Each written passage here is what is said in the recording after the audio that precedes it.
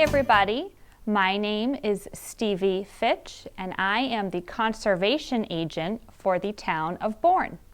It is my job to help protect the beaches, the ponds, and all the marshes in our town.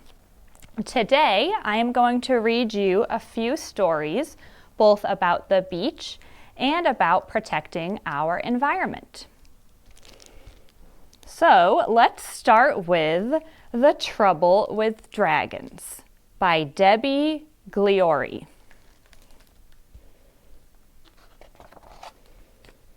The Trouble with Dragons. The trouble with dragons is dragons make dragons, and then they make more, till there's wall-to-wall dragons making dragons galore.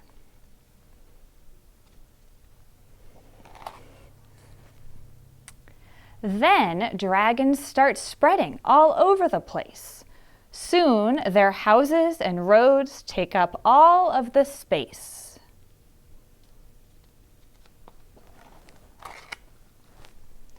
Dragons eat all the food and drink all the drink, and use everything up without stopping to think. They also throw parties and make lots of noise, and leave a huge mess after playing with their toys.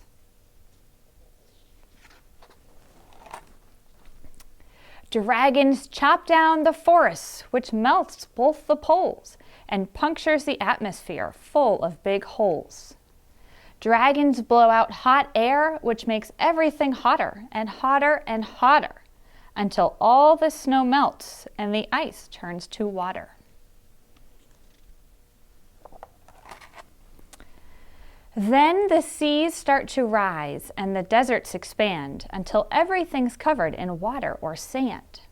Say goodbye to the world into which you were born, for the dragons have made it all tattered and torn.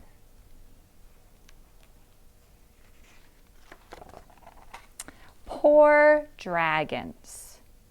Imagine a world with no birds and no bees, just dragons as far as a dragon can see. Don't go, wailed the dragons. Don't leave us alone. A world without wildlife is no kind of home.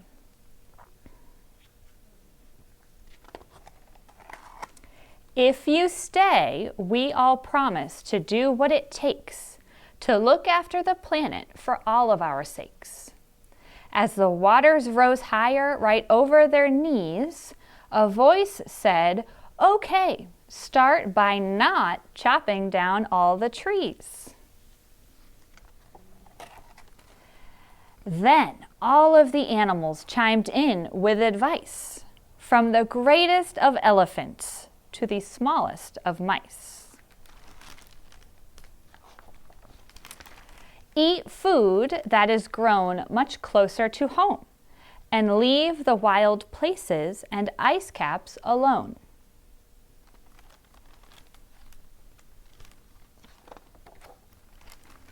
Turn down your heaters and get some fresh air. There's enough to go round if we all share.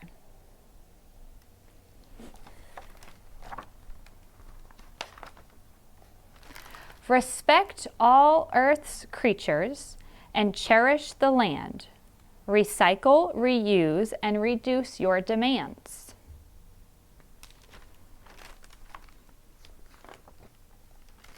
So, if you know a dragon, and most of us do, ask if it thinks that this story is true. For if we can't see that our stories are linked, then sadly, like dragons, we could be extinct.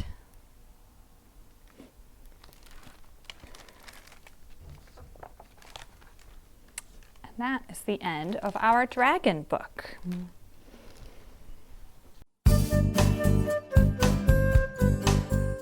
All right, so next we are going to read On the Seashore. I bet everybody out there has been to the beach, and since it's not beach season yet, it'll be fun to read a book about the beach instead. On the Seashore.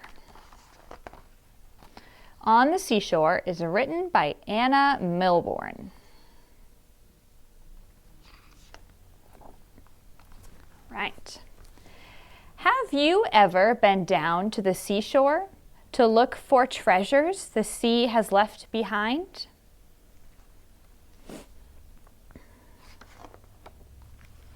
Sometimes there are trails of frilly seaweed and lots of dainty seashells scattered across the beach. And sometimes, hidden among the rocks, there's a pool of shimmering water.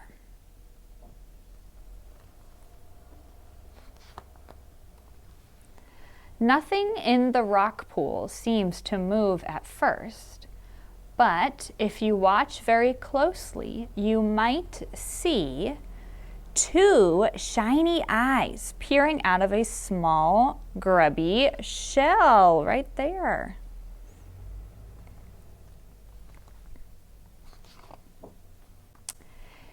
It's a little hermit crab. He's very, very shy. He spots a juicy mussel and reaches out with his big, bumpy claw. He pulls the mussel out of its shell and gobbles it up in one big gulp. He looks pretty happy.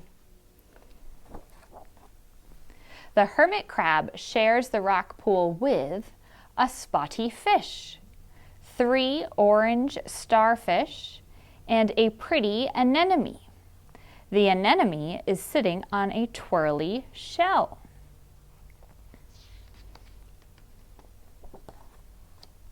The twirly shell is bigger than the hermit crab's shells. He feels inside it with his claw. There's no one living in there, so he heaves himself out of his own shell to try the new one on. Without his shell, the hermit crab looks soft and rather bare. Suddenly, a seagull swoops out of the sky. It wants to eat him up. Quickly, the hermit crab dives into the twirly shell.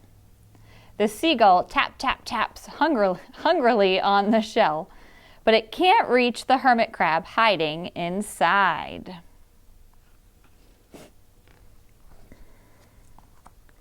So it flies away to find its dinner somewhere else. The little hermit crab is safe. He drags his big new shell across the sand. With the pretty anemone sitting on top, it's hard to spot at the bottom of the pool. Did you guys see it? I think it's right there. Soon, the gentle lapping waves start creeping up the seashore. They wash away the footprints and swallow up the sand.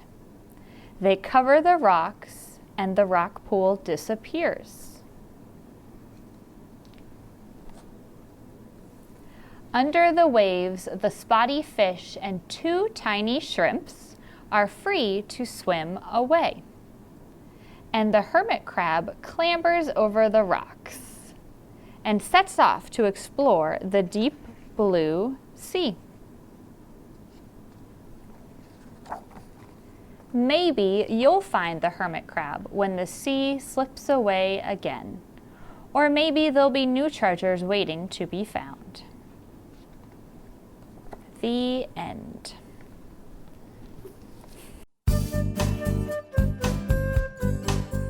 All right, so for our third book today, we are going to read In the Pond by Anna Milbourne and Matt Russell.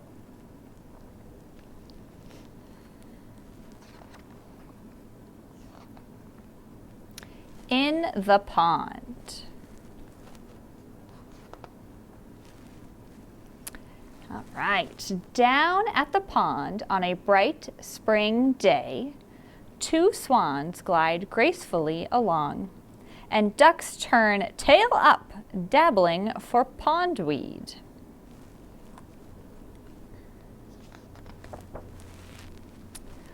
Lots of little jelly eggs are floating in the water. The eggs have tiny blobs inside. What will they become? As the days drift by, the blobs start to grow. They get bigger and bigger. Each one becomes a tadpole. The tadpoles wriggle out of their eggs and squiggly swim away. As the last little tadpole shivers free, a huge dark shadow looms above. Uh-oh. Suddenly, an enormous fish swishes down. Its toothy jaws gape open. Snap! The little tadpole wiggles away just in time.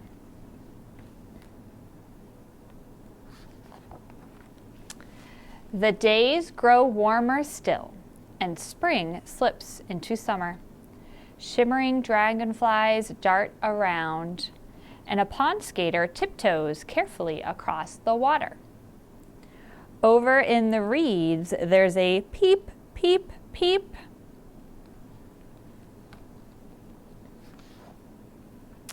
One by one, 6 fluffy ducklings plop into the pond. They paddle in a bobbing line behind the mother duck. Some stop to stare at butterflies, then rush to catch back up.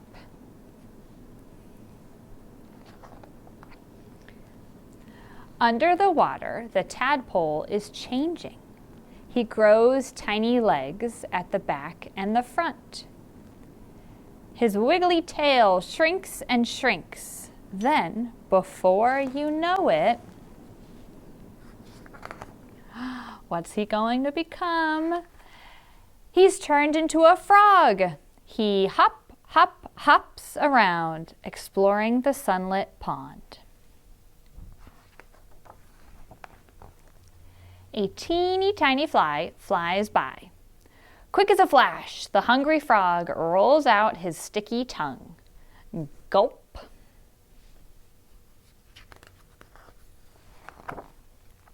With a hop and a splash, he dives back into the cool water. Kicking his wide-webbed froggy feet, he quickly swims away. If you come back to the pond one bright spring day, you might find lots more jelly eggs and the frog all grown up singing a croaky song. The end.